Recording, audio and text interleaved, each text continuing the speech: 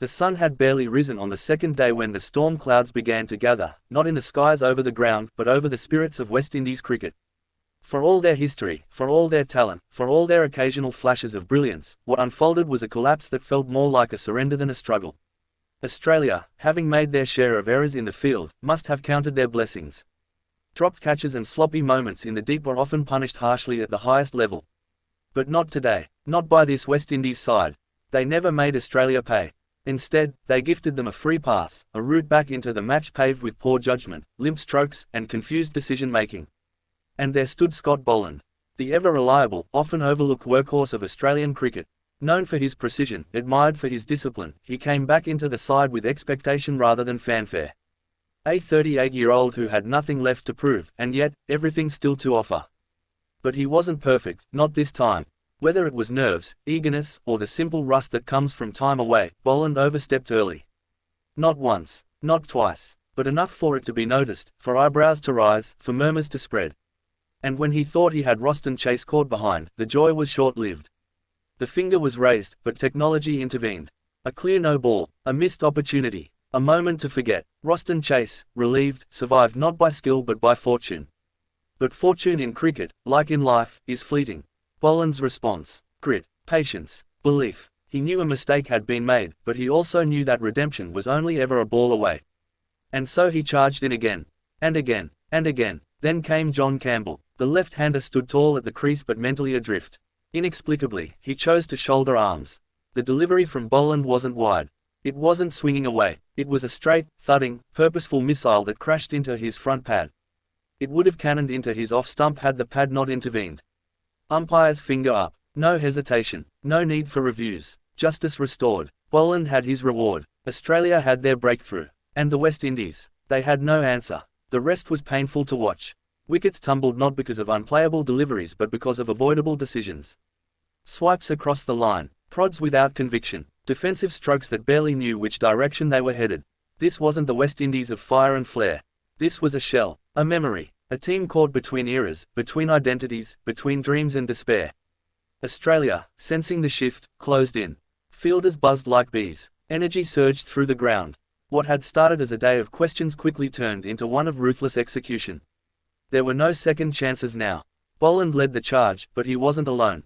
The rest of the bowling attack followed his cue, and one by one, the West Indian batsmen returned to the pavilion, heads bowed. There were moments that defied belief. A mistimed pull here, a bizarre leave there, edges that flew to slips as if they were magnetized. The scoreboard told one story, but the eyes told another. This was a batting unit without spine, without clarity, without resolve, and the silence from the visiting dressing room spoke volumes. No animated discussions, no rallying cries, just silence, heavy, deafening silence. Even the commentators, often quick to hype, found themselves at a loss. Words like horrid and really weak began to surface. Not in anger, not in mockery, but in disbelief, in disappointment. Cricket lovers everywhere watched through their fingers as a proud cricketing nation was reduced to rubble on the second morning. Boland, meanwhile, kept doing what he does best. Line, length, discipline, every over a message, every ball a lesson, and in that rhythm, there was poetry. A 38-year-old seamer showing that cricket isn't just about raw talent, it's about patience, understanding, and timing. Not just with the ball, but with your career. He had waited for his moment, fought for his spot, overcome the odds, and now, under the morning sun, on foreign soil, he delivered. When the final wicket fell, there was no explosion of emotion. Just a quiet sense of inevitability. Australia had seized control, the West Indies had folded, and those watching were left with a bitter taste. Not because a team had lost, but because it felt like they never tried to win. In cricket, collapses happen. But there are collapses that are fought, collapses that come in the face of brilliance. This was not one of them.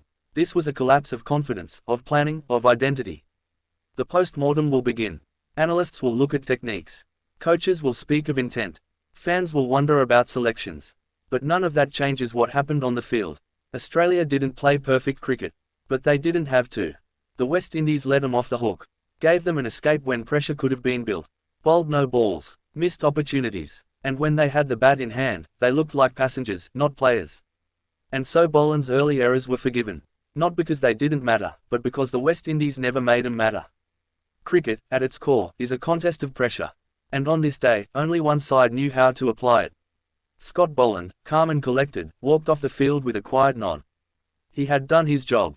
No headlines needed, just the satisfaction of contribution. For the West Indies, the road ahead is long. This wasn't just a defeat on the scorecard. It was a defeat of purpose. A wake-up call, loud and unrelenting. And until they answer that call, mornings like this will repeat.